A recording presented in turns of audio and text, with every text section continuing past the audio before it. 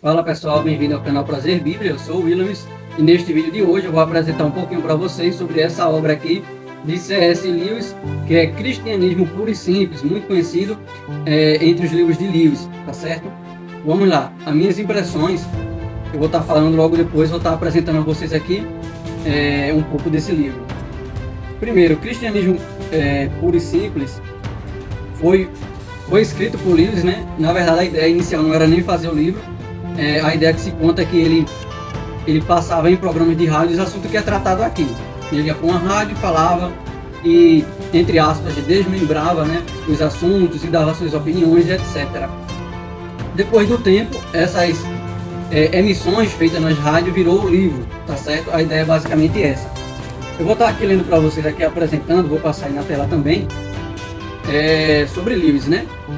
Lewis, ele viveu de 1898 a 1963, foi um dos gigantes intelectuais do século XX e provavelmente o escritor mais influente de seu tempo. Ele era professor e tutor de literatura inglesa em uma universidade, né, de Oxford até 1954, quando foi unanimemente eleito para a cadeira de inglês medieval e renascentista na Universidade de Cambridge, posição que manteve até a aposentadoria. Lewis escreveu mais de 30 livros que se permitiram alcançar um vasto público, e suas obras continuam a atrair milhares de novos leitores a cada ano. Então esse é um pouquinho de Lewis, né? Um pouco da história dele. E eu vou estar apresentando também aí as divisões de seu livro, tá certo? Então, livro 1, ele trata sobre a lei da natureza humana, algumas objeções, a realidade da lei, o que está por trás da lei, e quinto, temos motivo para nos sentir incomodados.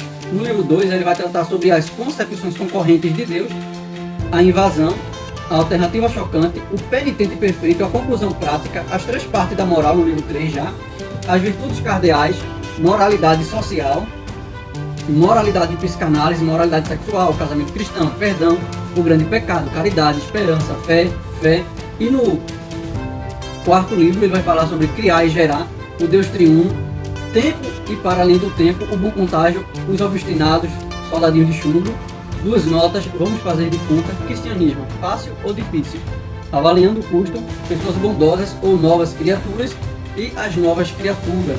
Esses são os temas abordados por Lewis, né?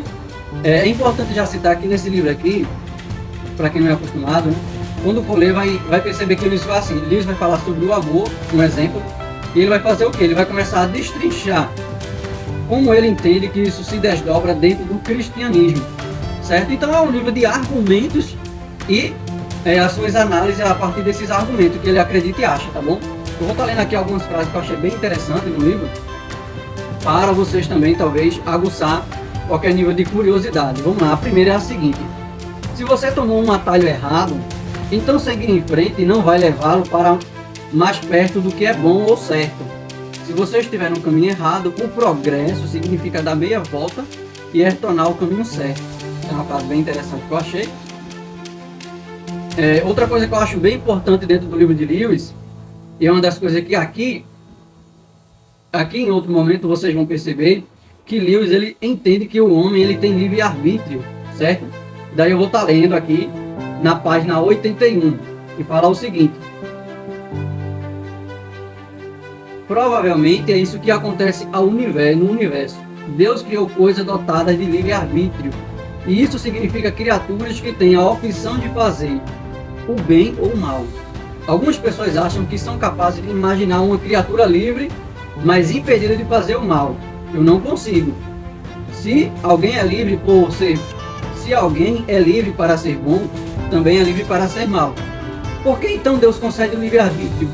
Porque o livre-arbítrio, embora possibilite o mal, também é a única coisa que torna possível todo o amor, toda a bondade ou toda a alegria.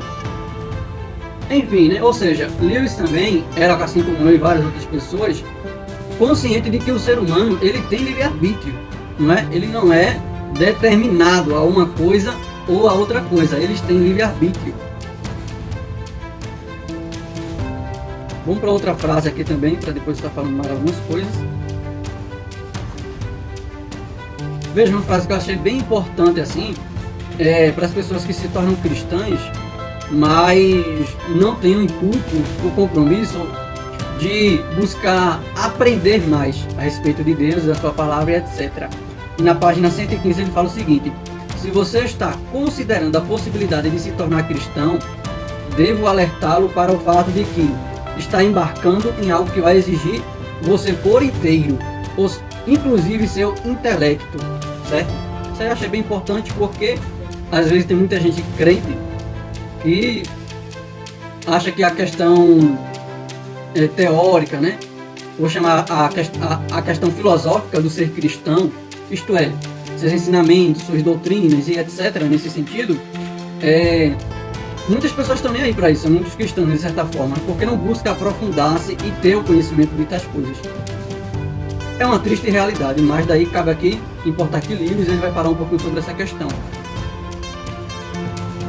Uma outra frase que eu achei bem importante também aqui, interessante, que eu grifei, que é a seguinte: cada um de nós está progredindo a todo instante em direção a um estado bom ou a um estado mau, a um estado de crescimento em sabedoria e coisas do tipo, ou em estado de regressão, também acontece.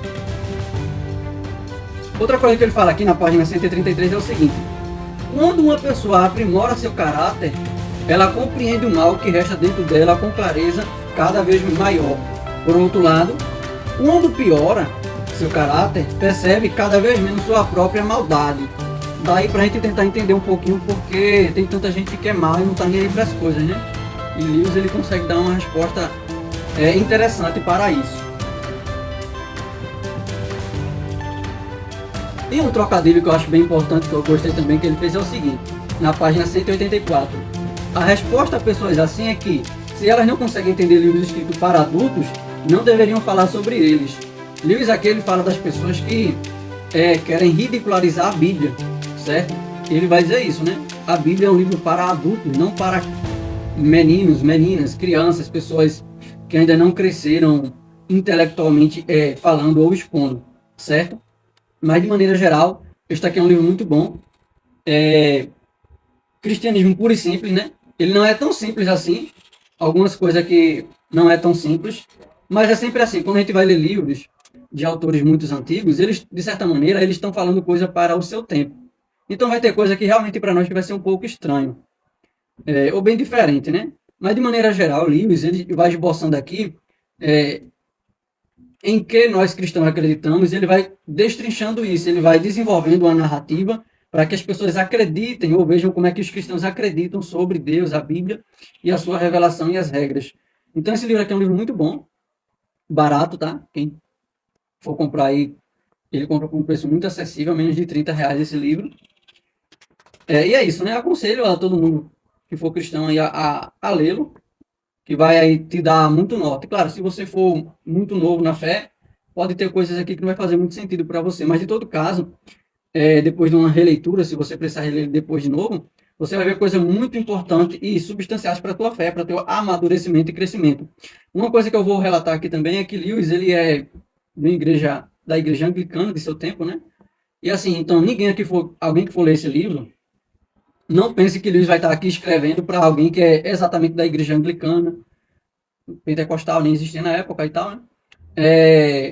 Da igreja presbiteriana, católico, etc. Isso aqui é um livro para cristãos. Ou seja, se você é crente, esse livro vai ser bom para você. Claro que vai ter coisas que você vai concordar e coisas que você vai discordar. Mas, no geral, é um livro para cristãos. Ele não vai defender aqui as doutrinas, os embasamentos da igreja que ele frequentava e ia e era, certo? Então esse livro aqui é importante também nesse sentido. E logo no prefácio ele fala isso, então não é nenhuma novidade. Mas em todo caso é isso. Então, se gostou do livro, ou do vídeo melhor, né? Curte, comenta, compartilha e busca adquirir esse livro. Vai te ajudar muito a entender algumas coisas e a não entender outras também. Porque, mais uma vez, ele fala muita coisa aqui para o seu tempo. E daí a gente vai estar percebendo isso, né? Quando a gente lê todo tipo de livro.